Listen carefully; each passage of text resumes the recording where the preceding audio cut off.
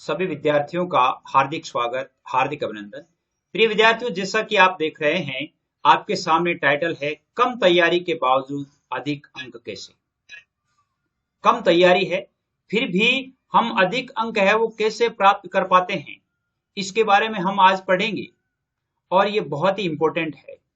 आजकल हम देखते हैं बहुत सारे विद्यार्थियों में ऐसा होता है कि तैयारी बहुत अधिक थी लेकिन अंक कम आए। कारण क्या है?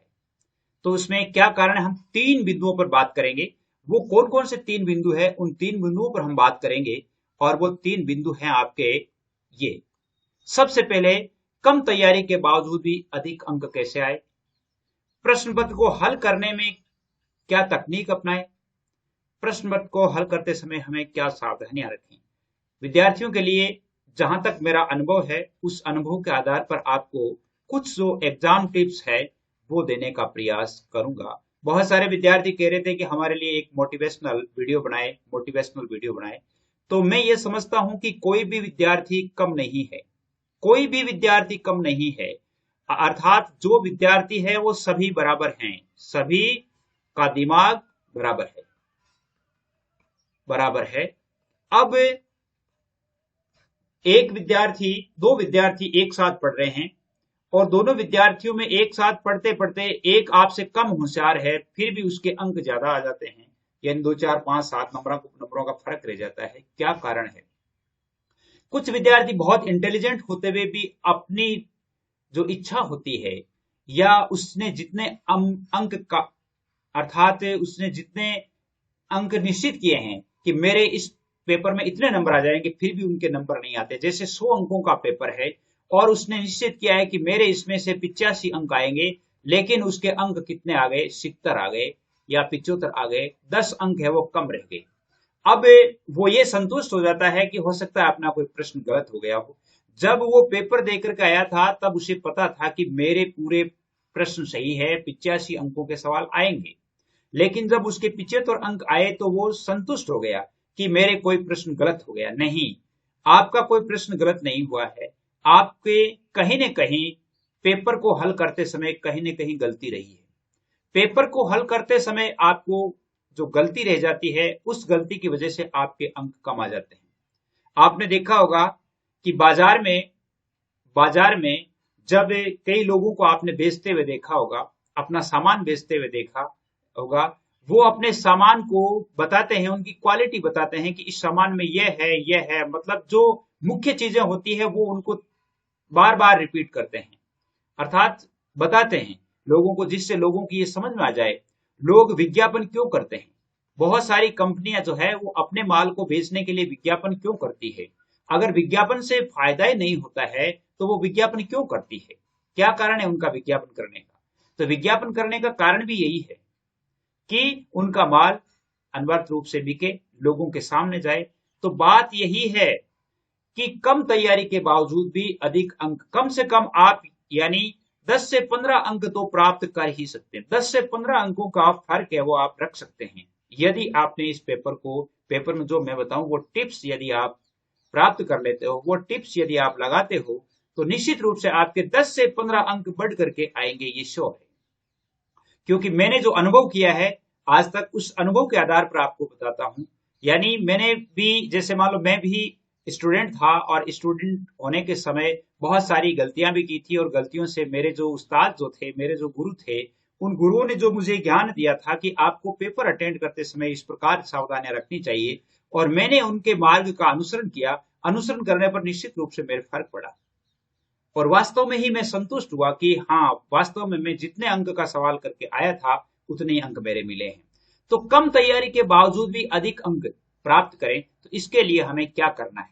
सबसे पहले हमें एक चीज करनी है। क्या करनी है? सबसे पहले प्रश्न पत्र को हल कैसे करें। सबसे पहले हम इस बात पर बात करेंगे कि प्रश्न पत्र को हल कैसे करें। तो हल करने के लिए पहली बात, जो प्रश्न आपको अच्छी तरह से आता है, जो प्रश्न अच्छी तरह से याद है, अच्छी तरह से याद है, वही उसी प्रश्न से पेपर की शुरुआत करनी है। पेपर की शुरुआत करनी है। अब पेपर की शुरुआत आपको प्रश्न आ गया 8वां, ठीक है, लेकिन आपने प्रश्न संख्या 8 लगाई, लेकिन आप यदि इसमें इकाई, और आपका जो कॉलेज का पेपर होता है वो इकाइयों में विभाजित है या पार्ट में विभाजित है, part A, part B, part C, तो आपको 8वां प्रश्न जैसे मान लो पार्ट बी में है तो आपको लिखना है पार्ट बी और प्रश्न संख्या 8 का उत्तर। 8 का उत्तर, अब 8 का उत्तर इसमें जैसे 2 अथवा वाले प्रश्न आ गए, अथवा वाले प्रश्न आ गए, आप कौन से प्रश्न का उत्तर लगा रहे हैं, तो यदि जहां तक हो सके उस प्रश्न का हिंट दे दिया जाए। कौन से का हिंट? जैसे मान लो आपके कोई राजनीति विज्ञान का पेपर है, राजनीति विज्ञान का पेपर है और उसमें लिखा हुआ है कि संप्रभुता क्या है, संप्रभुता के प्रमुख लक्षण बताइए, तो यहां पर आप शॉर्ट में लिख दें कि संप्रभुता के प्रमुख लक्षण, संप्रभुता के प्रमुख लक्षण लिख करके इसके अंडरलाइन कर दे, फिर उत्तर की शुरुआत कर दे। एक तो सबसे अच्छी जो टिप्स होती है, सबसे अच्छी बात होती है वो ये होती है कि हमें इस प्रकार प्रश्न की शुरुआत करनी चाहिए। अब प्रश्न भी लिखो तो और भी अच्छा है, लेकिन इतना जरूर आपको लिखना है ताकि क्या है कि जैसे पार्ट बी लिख दिया, सीधा सा उसे पता चल गया कि पार्ट बी का सवाल है और संप्रभुता के लक्षणों वाला है, तो सीधा वो प्रश्न, यानी क्या है कि जो एग्जामिनर है वो सीधा आपके प्रश्न पर आ जाएगा। नहीं तो आप जैसे मान लो अथवा में से करेंगे, फिर पेपर को, प्रश्न को घुमाओगे, उत्तर घुमाओगे, कई देर तक वो संप्रभुता शब्द नहीं मिलेगा, तब तक एग्जामिनर सोचेगा कि उसने लिखा क्या है, रामायण क्या लिखी है। तो पहली बात है कि प्रश्न पत्र को शुरुआत करते समय आपको जो अच्छी तरह से आता है उस प्रश्न की शुरुआत करें, जो जिस पार्ट में उस पार्ट का नाम लिखें और शॉर्ट में उस उत्तर के संबंध में थोड़ा प्रश्न की जगह हिंट लिख दें। प्रश्न 8 का उत्तर नहीं लिख करके प्रश्न 8 संप्रभुता के लक्षण या जो भी प्रश्न है उस प्रश्न को लिख दिया। आज छोटे वाले जो प्रश्न होते हैं उसमें परिभाषा पूछी जाती है, संप्रभुता क्या है परिभाषित कीजिए, तो आप इतना ही लिख सकते हैं, संप्रभुता की परिभाषा, संप्रभुता की परिभाषा, तो छोटे प्रश्न भी हल हो जाते हैं। तो यानी ये बड़े प्रश्न, छोटे प्रश्न, पहली बात तो ये हो गई प्रश्न पत्र को हल कैसे करें। अब जो तीसरी टिप्स है ये बहुत कमाल की है और इनका प्रयोग आपको करना है। पेपर हल करते समय हमें क्या क्या सावधानियां रखनी है। पेपर की शुरुआत हो गई, अब पेपर हल कर रहे हैं तो हमें सावधानियां क्या रखनी है।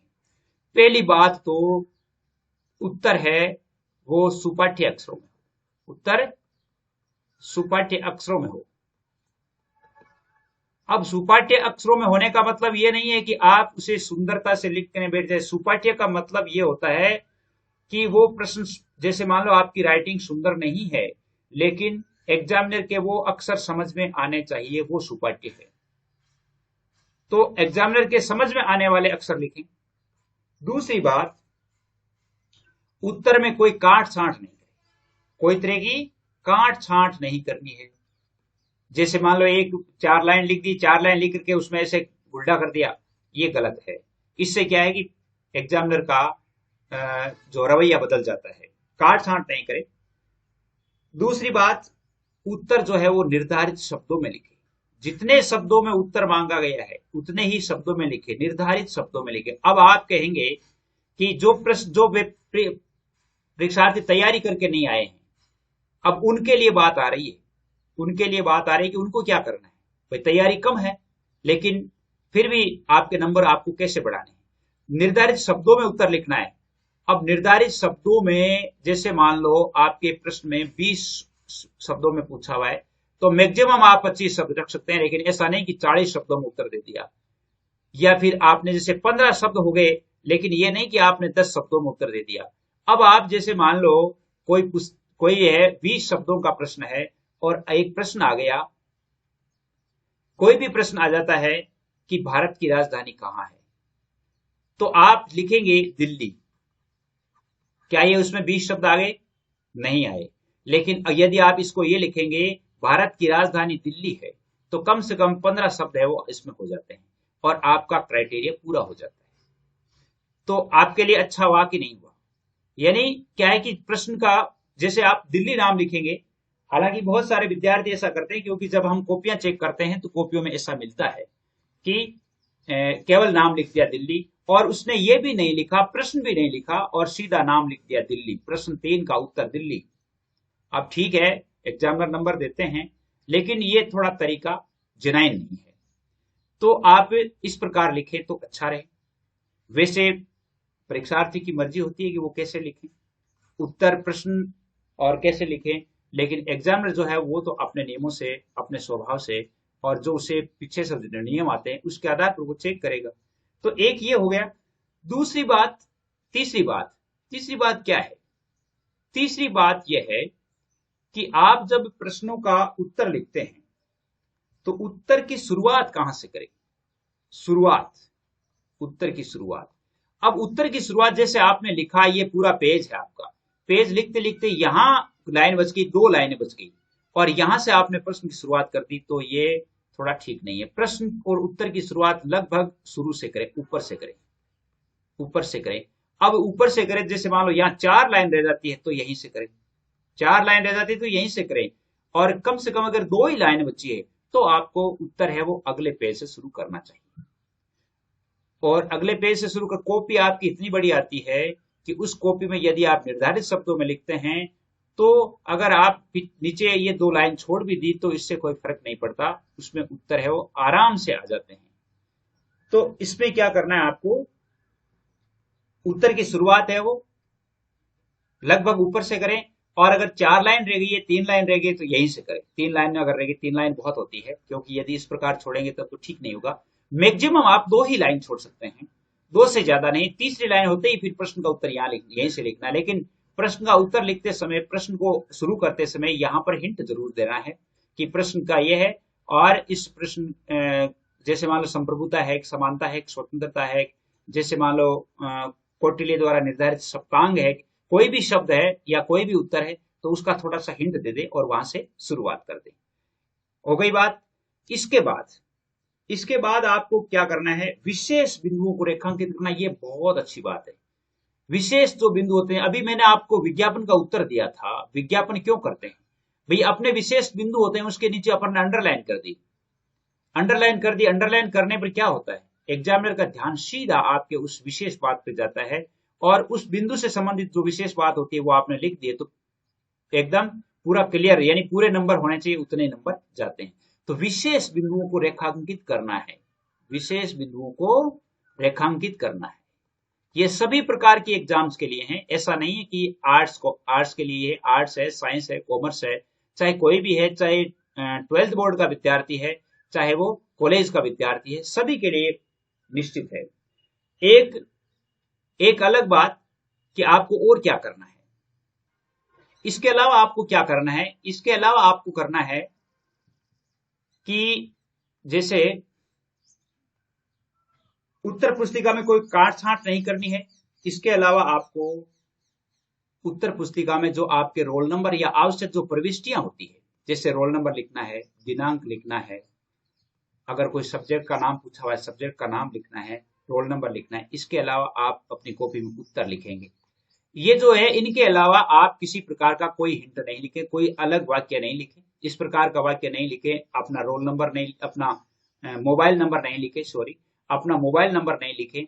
ऐसा नहीं कि आप कोई मैसेज डाल करके आ जाए, तो इससे क्या होता है कि एग्जामिनर पर बुरा प्रभाव पड़ता है, एग्जामिनर के दिमाग पर बुरा प्रभाव पड़ता है, और आपके अंक है वो बहुत ही कम करने को, यानी कम कर दिए जाते हैं। तो इसलिए आपको ये ध्यान रखना है। इसके अलावा आपको प्रश्न की संख्या डालना है। अब जैसे मान लो बहुत सारे विद्यार्थी क्या करते हैं, प्रश्न की संख्या डालना भूल जाते हैं, प्रश्न की संख्या।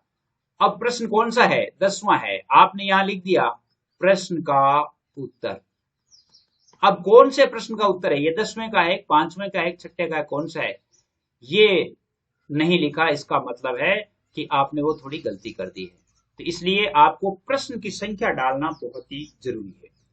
अब एक बात आती है कि जो विद्यार्थी पढ़ करके नहीं आए हैं, जैसे मान लो आप में से बहुत सारे प्रश्न, आपके जैसे 15 प्रश्न है, 15 में से जैसे मान लो 11 प्रश्न आपके पढ़े हुए हैं, 4 प्रश्न ऐसे जो हल करने हैं और वो पढ़े हुए नहीं है, तो प्रश्न की प्रकृति देखनी है, प्रश्न की प्रकृति देखनी है। जैसे मान लो प्रश्न है समानता। अब समानता के बारे में आप क्या जानते हैं, बहुत सारे, ऐसा मैं समझता हूं कि जो विद्यार्थी 12th पास करके आया है, बोर्ड पास करके आया है, तो उस विद्यार्थी को समानता के बारे में जरूर मालूम है। बात यही है कि वो उसे सोचता नहीं है, और उसे समझ आता है कि यार ये समानता क्या है, मेरे तो समझ में नहीं आ रहा, बात क्या है, क्या करेंगे, ये तो नहीं आने वाला है। इस प्रकार यदि हम समझना शुरू कर देते हैं, बाहर समझ लाते हैं, तो वो नहीं होता। समानता के बारे में अपन सोचते हैं कि समानता का अर्थ है कि समान रूप से भाव। अब समानता क्या क्या समानताएं हो सकती है, आर्थिक रूप से, राजनीतिक रूप से, नैतिक रूप से, सामाजिक रूप से, है ना। ये समानताएं, तो समानताओं के बारे में अपन लिख सकते हैं। भाई हम समानता को हम अपने शब्दों में कैसे व्यक्त कर सकते हैं, तो ये बात लिखना एक बहुत अहम बात होती है, जो बहुत सारे विद्यार्थी होते हैं जो कम पढ़ते हैं, लेकिन इस प्रकार पेपर को अटेंड करते हैं, जिससे क्या है कि उनके अंकों में वृद्धि हो जाती है। अंकों में क्या होता है, वृद्धि हो जाती है। और पेपर को आपको निर्धारित समय में ही पूरा कर लेना है, निर्धारित समय में ही आपको पूरा कर लेना है। याद नहीं है लेकिन उसका उत्तर है वो आपको उसके हिसाब से लिखना है। तभी आप जो है, जैसे बिंदु बनाएंगे तो बिंदुवार आप उनका रंग रखेंगे, बिंदु के नीचे रेखांकन करेंगे, अंडरलाइन करेंगे उनके नीचे। और फिर इस प्रकार कोई भी यूनिवर्सिटी हो, कोई भी बोर्ड हो, सभी बोर्ड के लिए, सभी यूनिवर्सिटीज के लिए एग्जाम टिप्स जो है वो इतना ही होता है। ऐसा नहीं है कि भाई जैसे मान लो आप ऐसा कर दिया, आप ऐसा कर दो, ऐसा कर दो, तो ऐसा कुछ नहीं। जो आपको जिनाइन यदि आप लिखेंगे तो आप निश्चित ही आपको अच्छे अंक प्राप्त होंगे।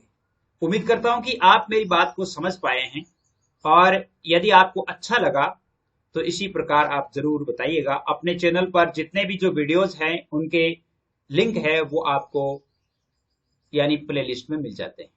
प्ले लिस्ट में आप जाकर देखेंगे तो वहां पर प्ले लिस्ट में हिंदी कंपलसरी से लेकर के और इंग्लिश से कंपलसरी या जनरल इंग्लिश जिसको कहते हैं, इसके अलावा हिंदी लिटरेचर, इसके अलावा पॉलिटिकल,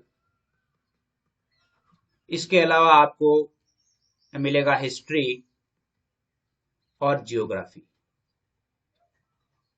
ये जो है जरूर आपको इनके लेसन मिलेंगे। जैसे हिंदी, पॉलिटिकल, हिस्ट्री, इनके आपको मॉडल पेपर भी मिलेंगे, क्वेश्चन बैंक भी मिलेंगे और पाठ भी मिल जाएंगे। यानी जो आपके निर्धारित पाठ है, वो लेसन है, वो पूरे पढ़ाए हुए हैं, तो वो भी मिल जाएंगे। और मैं तो कहता हूं कि ज्यादा से ज्यादा जो लेसन पढ़ाए गए हैं वो आप पढ़ें। क्वेश्चन बैंक एक अलग बात है। क्वेश्चन बैंक, हाँ, अपन जैसे किसी टॉपिक को, किसी सब्जेक्ट को रिवाइज करते हैं वापस, तो हम शॉर्टली क्या है कि उसमें से रिवाइज करते हैं, तो क्वेश्चन बैंक आपकी सहायता करेंगे। और मॉडल बैंक, मॉडल जो पेपर है वो भी आपकी सहायता करेंगे, क्योंकि वो मॉडल आपके लिए नया होता है। और मॉडल पेपर आप हल करते हैं तो आपको ये मालूम होता है कि हाँ, पेपर तो लगभग इसी प्रकार का आएगा, हो सकता है कोई प्रश्न दूसरा हो जाए, लेकिन आपके लिए तो वो भी पेपर ही है। तो उस पेपर को जब आप अच्छी तरह से हल कर रहे हैं, उस पेपर में यदि आपको अच्छे अंक मिल रहे हैं, तो अगले जो बोर्ड से जो पेपर आएगा उसमें आपको क्यों नहीं मिलेंगे, जरूर मिलेंगे। मॉडल पेपर इसीलिए हल किए जाते हैं। मॉडल पेपर हल करने का ये होता है कि भाई मैं इस पेपर में कितने अंक ला रहा हूं, और हो सकता है उसमें से कई प्रश्न रिपीट भी हो जाए, तो हो सकता है कई प्रश्न रिपीट भी हो जाए, कई प्रश्न रिपीट हो जाए तो आपके लिए बहुत अच्छी बात है। अगर रिपीट नहीं भी होते हैं तो भी आपके लिए कोई नुकसान नहीं है, उनको हल करना कोई नुकसान नहीं, क्योंकि आपको एक कॉन्फिडेंस हो जाता है कि हाँ, मैंने एक मॉडल देखा था और उस मॉडल में मुझे सारे प्रश्न आ रहे थे, क्योंकि वो नियम तो वही है उसके। तो उम्मीद करता हूं कि बात आपके समझ में आई है, तो कमेंट बॉक्स में जाकर के जरूर बताइएगा कि आपको ये आज की एग्जाम टिप्स वाला वीडियो कैसा लगा। आज के लिए बस इतना ही। जय हिंद, जय भारत।